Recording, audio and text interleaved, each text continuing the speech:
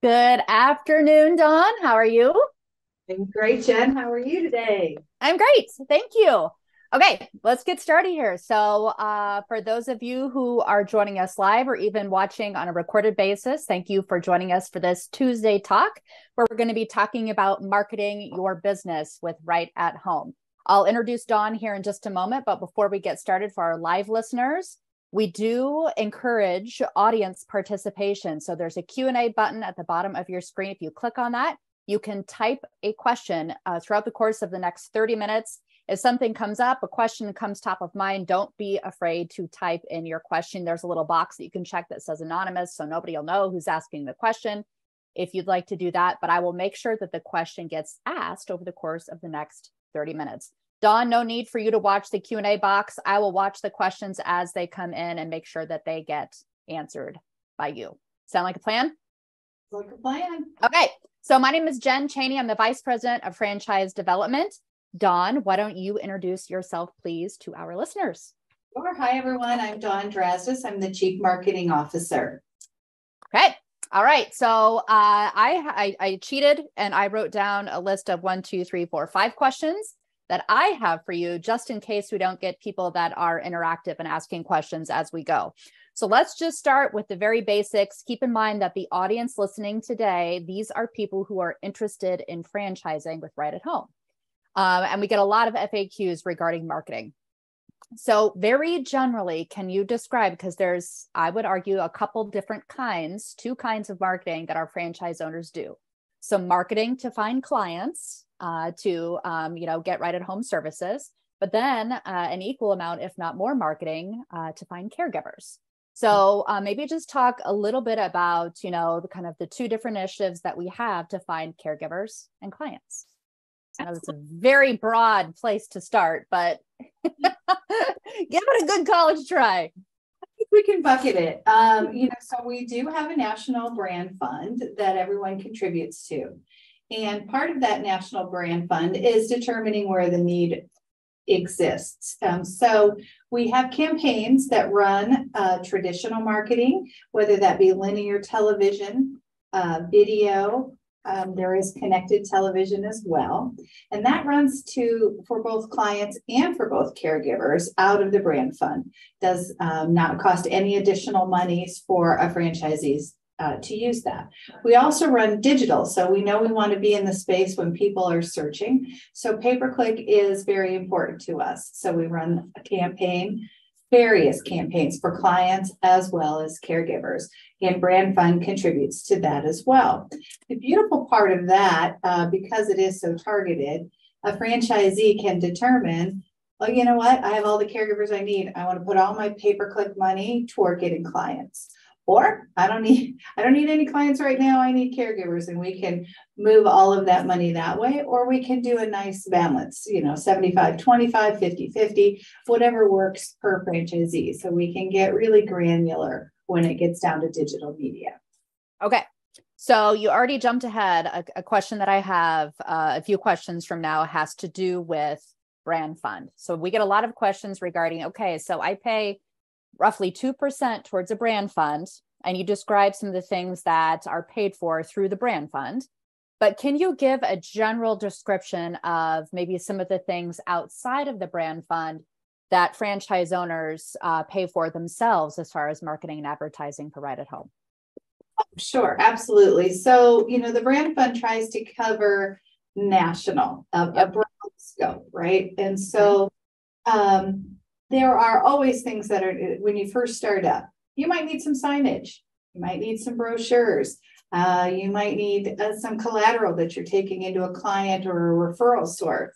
So we have all of those things available out on our digital asset manager called Brand Folder, but you might need to customize them and print them. So there might be some printing costs. You may choose to do local print. We don't really do a lot with print. So let's say you want to put a job ad in your newspaper. You may have to pay for that. We have a lot of franchisees who like mobile billboards. So they like to wrap their cars. And so you might need to pay for wrapping a car or to do some outdoor boards.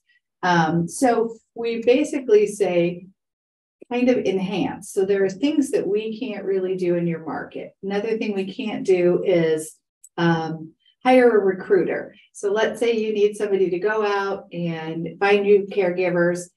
That's on the franchisee, but it is considered marketing. Same with if you needed somebody to go out and meet your referral sources for you and work those relationships, a salesperson, if you will. Those are things that are handled more at the local level. Okay, got it. Okay, so an FAQ that we get often, and there's a question that came in before I lose my train of thought here. I'm going to ask the question myself. Lots of questions come in regarding, people are purchasing a franchise. So understanding the franchisor-franchisee relationship. A misconception is I'm buying a franchise. The franchisor is going to do all of that for me. I'm not going to have to lift a finger. Me as the franchise owner, there's a marketing team. They're going to do everything for me. So can you describe, and you alluded to it just a little bit, kind of what the working relationship is that the marketing department has with our franchisees versus we are here to support them in their marketing efforts, but a lot of the work does come from the franchise owner themselves. Absolutely. So kind of two ways. So if you're talking national advertising that's paid for through the brand fund, franchisees don't have to do anything. A local owner does not have to do anything. So we run all those campaigns, whether that be, again, television, pay-per-click, could be Google display ads, could also be site retargeting, those type of things. An owner really doesn't have to worry too much about. A perfect example of maybe something an owner would need to do is, let's say we are contributing a certain amount to your area for pay-per-click advertising. And that's not enough to cover your lost impressions share. So most people are in there searching for you and you need to keep your ad in front of them longer. We already have the ads done, but you may need to contribute financially or determine what you'd like to contribute financially to an incremental spend to increase that longevity of the ad. That's a simple one. You work with our agency and you tell them what you'd like to spend and we take care of that for you. And reporting is given to you via a dashboard. That one's pretty easy. There are other things like, let's say, public relations. Every single month, we put together a pitch package for you. What's a pitch package? A pitch package is designed to make you a local expert in senior care. So it's going to cover a topic. Let's just say it's Alzheimer's. And it'll be a press release and it's written out for you. And basically there's a couple places in there that'll say insert quote here, insert local program here. The owner needs to go in there and customize it, basically insert their information prior to sending it out to the media that they're trying to get attention with. But there's also a snapshot that comes with it. That's a whole story, facts and figures about Alzheimer's. So you can send that off with your press release, giving the newspapers or whoever you're targeting, radio stations, television stations, some facts about the subject. So what you have to do, customize and send it out. So some are very, very simple like that. Others might be a little more complicated, just depending on how deep you want to go. Got it. Okay. So this question that came in while you were talking, will I get monthly reports on my digital ads that are targeted to my area? Yes. So there's different ways. So digital ads that are targeted to your area, if you are participating in the incremental spend program, you're given a dashboard and you can look at those reports anytime you want to look at those reports. If you want, if you're not participating in the digital spend, but you would like reports, we can pull those reports and send them to you as well.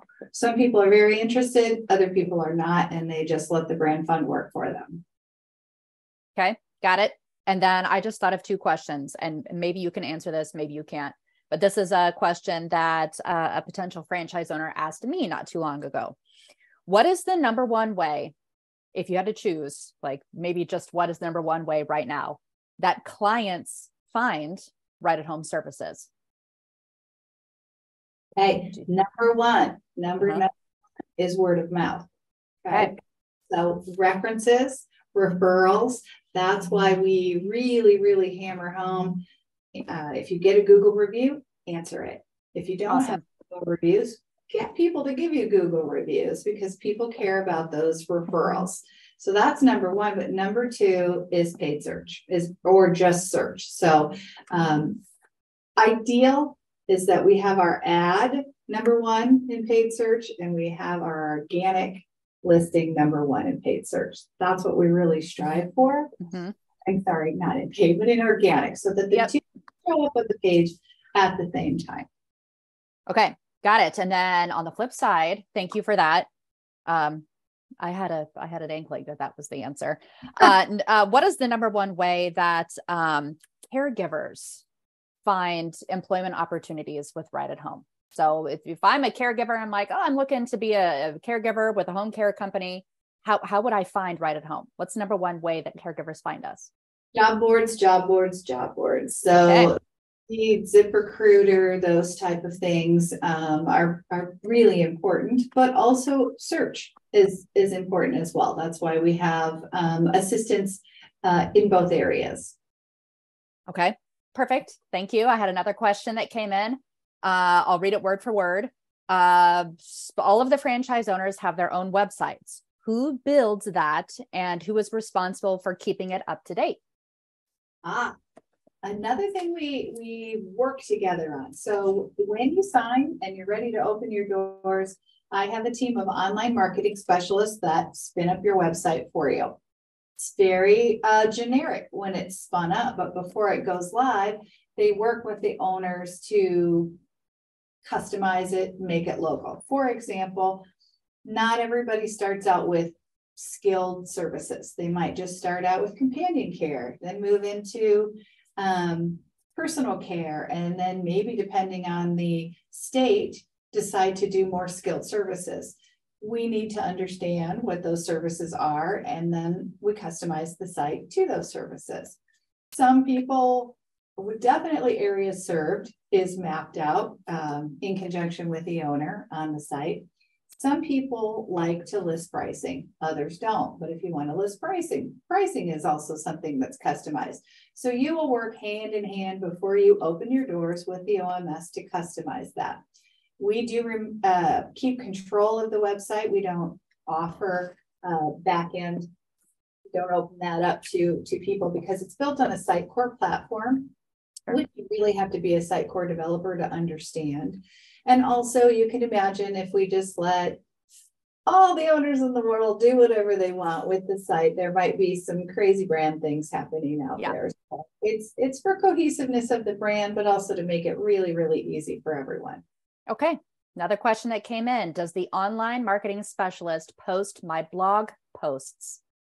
Yes. So blog, well, there's multiple ways. Okay. So from a national perspective, we post 8 blog posts a month, and that's posted. You can choose, yes, I want this to flow to my website. No, I don't. I want to write my own, or I want both. And that's easy. It's something we set up when we're setting up your site. So naturally they'll flow to your site. We love, love, love when owners write their own blog posts, but we know that sometimes they're super busy. So we do have an incremental spend program where you can work with our copy company who will produce content for you that you just approve the content and your OMS posts it for you. Okay. What I just thought of a question, another question that a potential franchisee asked me. How do we keep our franchise owners up to date on things that are happening with marketing or new things that are coming up, new ideas that we're trying, so just ongoing education about marketing and the things that we're working on? How do we keep our franchise owners up to date? Sure. High level, we work with our Strategic Leadership Council. That's a team of voted in franchisees who participate in all of our strategic roadmap items that we're working on. One of them is always brand. So we work with them when we're mapping out the budgets for the year to make sure that they're on board with where those allocations are going. They are up to date. Well, we update them every quarter. And then those items, I'm terribly sorry, those meeting notes are recorded and they're shared with the system so that everybody knows that. We also share with the system via town halls, which happen every month, where we hear anything that's going on there. But we get really, really, really granular with a marketing calendar. And a marketing calendar is available in brand folder every month, which says, this is when the social posts are going out. This is when the blog posts are going out. This is what we're talking about. Here's when your pitch packages are going out. So if you have a marketer, or if you're doing the marketing yourself and you pull up that pitch packet or the calendar, you will know when all of those wonderful things are scheduled to go out. So that's the really granular part of it all. Okay. Another question. They're just coming in hot, Dawn. Another question just came in. Is it hard to be a right-at-home owner without a marketing background? No, it is not. It's not. You know what? We do our darndest to just make sure that things are pretty easy. You get to work with your online marketing specialist and a coach who can answer a lot of your questions or point you to the person within that centers of excellence to help you out. Okay, another question. Social media is huge today. How does corporate help me with social media? So from a social perspective, we are able to and have set up a parent-child relationship in Facebook. And what does that mean? We're the parent, and then we put all the offices underneath. So whenever we post nationally, that will flow to all of the Facebook pages. Right. Now, again, you can say, please don't. I don't want to. I want to do it all myself. Don't help me, corporate. Or you can say, yep, I want to be a part of it. We do this 3 times a week, and we do ask that the local offices post 2 times a week. This could be on anything. Are you having a job fair? Did you go visit a referral source and bring them lunch and take some pictures, and you want to be able to do that? It could be just about anything. We do have some standard templates out there that most franchisees will do, which would be the caregiver of the month. It's a great way to have something monthly. And if you can think through, and we have tools to help you think through, what are those monthly things that happen all the time? Those are easy. Then those just become pretty standard. And then things that any type of an event you might be doing, just make sure you get that online. We don't have that set up for Instagram right now. Instagram doesn't allow you to and doesn't really love duplicate imagery. So I always tell people, do your LinkedIn and your Facebook first, then get into Instagram. And a lot of people are like, oh, should I be on TikTok? I say for right now, no. Don't even worry about TikTok. TikTok would take a video crew working 24/7 to keep up with the amount of the volume that consumers want in video. So just really focus on sharp LinkedIn and Facebook. Okay. 2 more questions. I'm gonna keep throwing them out there. Do you help me learn how to build relationships with referral sources? We sure do. So we have a lot of assets, again, on our digital asset manager of information that you can provide to referral sources, whether that be a webinar that you might want to use, one that we've already done that you might want to use to give locally. It could be those pitch packages. A lot of people use the snapshot from the pitch package to email out to referral sources. Just again, something for them to hand out to their patients. So there's that. We also have a whole group of people on the ops team who are trying to help with sales. Yep. So there's an integrity sales program that you can send your salespeople through to make them better salespeople, or you through to make you a better salesperson. So there are a lot of things we do. From a national perspective, we do 10 webinars a month. That'd be a lot. Year. 10 webinars a year, and those are geared toward all referral sources. And it's CEU, so they have to get continuing education. It's free to them to participate. When they participate, they have to sign up, and when they register, we get all their information. So we're continually emailing them about more webinars that are coming up, but also about right at home in general. Sure. Then we also take their information and we make it available to the owners. So the owners can say, oh, I already know that person, or hey, I haven't gone to see that person. I need to go see them, and make them a. Okay, awesome. Next question. And this is going back to the brand fund, national marketing. Do franchisees have any say in how the brand fund for national marketing is used? Yes. So again, we have a strategic leadership council that each person represents a region. And so wherever you purchase, you'll belong to a region, and you get to vote in your representative. Okay. So if you have a question, if you have a direction that you'd like Brand Fund to take, you can always tell your representative to bring that up to the planning sessions and the meetings. You can also call me. A lot of people call me or email me and ask me, hey, have you considered XYZ? And if we haven't, we take a look. For example, we have a great relationship with caring.com. Caring.com is a online, basically a place where people can leave reviews, but it's a directory. They can go and find help if they need it. And so we pay through the brand fund to send leads to all the owners every month. Place for Mom was somebody we used to work with. Now I've had a lot of franchisees say, hey, they've revamped. Can we go back in and can we see if maybe that's a better relationship? So we've done some RFPs and different things based on requests from franchisees. So Awesome. definitely they have to say. They don't get to say, man, I want you to take every dime that I contributed and put it to here. That's not how it works. It goes in a big pot and then we use it. Okay, got it. All right. So this just came top of mind. Next week is a big week for us here at Right at Home. It's our annual conference, which we call Home Improvement. Can you describe to our listeners why it would be beneficial for them when they become franchise owners to attend our annual conference, and specifically what maybe some of the big things that we're talking about at Home Improvement that have to do with marketing? Absolutely. So marketing gets to run the show, which is super exciting. So of course, it's a fantastic event. But one of the reasons people should come is networking. You form relationships with other owners. You learn from other owners. You learn from people who have been in the business and been very successful for many, many years.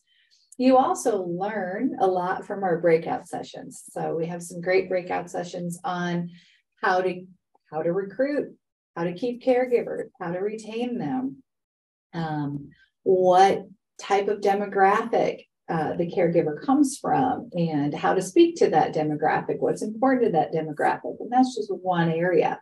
We also have discussions around office staff and retaining office staff, like schedulers and things like that.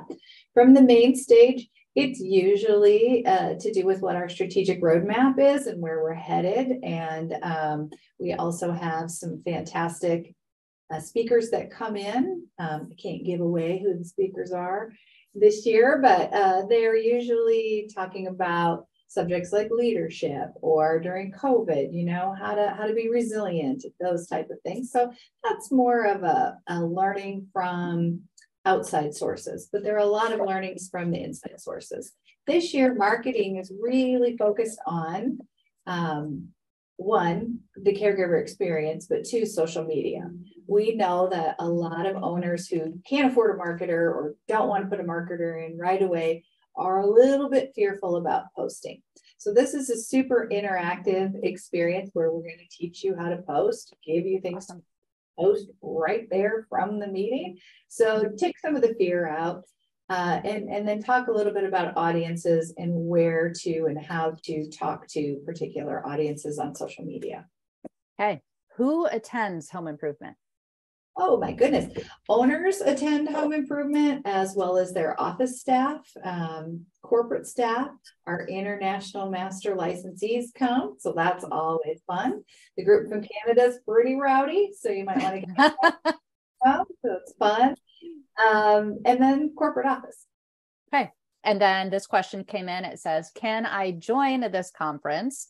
And the answer is yes. When you become a franchise owner, you can absolutely attend the conference. So we don't have it open to, potential franchise owners, but of course you are invited to come if you become a franchise owner. Okay, we got 5 minutes left. We don't have any active questions on the question board right now. Dawn, is there anything that we haven't talked about yet that you feel our audience should know? Yeah, I think it's really important to know that not all marketing comes from brand fund. So right at home, I'm pulling it up too. Right at home actually covers quite a few things that don't come from the brand fund. So I wanted to just maybe talk a little bit about that. Okay.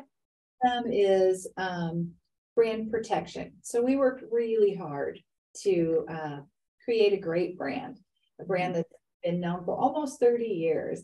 And because of that, we do have people who sometimes like to copy our brand. So part of my role is to make sure our trademarks are enforced and not used by people who shouldn't be using them. And also make sure any of our proprietary intellectual property is protected as well. And so that is something that I spend a lot of time watching over and protecting. People are rogue. I'm telling you, I've had some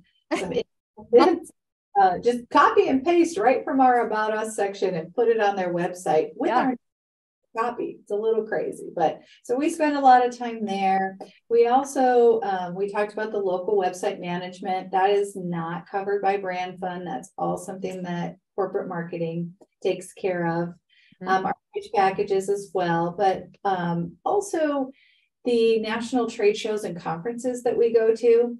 So we choose 8 to 10 a year, depending on budget and also depending on location, where we can go, and we represent the brand. And most of those, almost all of them, are with referral sources. So those referral sources love to see that you're helping CMSA or ALCA, and they belong to those associations. So they expect to see us there, whether we're speaking, exhibiting, sponsoring, they want us to be there. We in turn collect their information, and of course we share it with our franchisees as well. So there's quite a few things that we just do on our own. Also national public relations to keep the brand top of mind and also an authority in the industry. We have people who advocate for us in Washington, D.C. For different senior related issues. And so just wanted to make sure we talked high level about some of the brand things that we do rather than just the advertising pieces that we do. Okay, got it. One final question that just came in. I'm going to squeeze it in. We've got a couple minutes left. Are there any philanthropic programs that Right at Home participates in?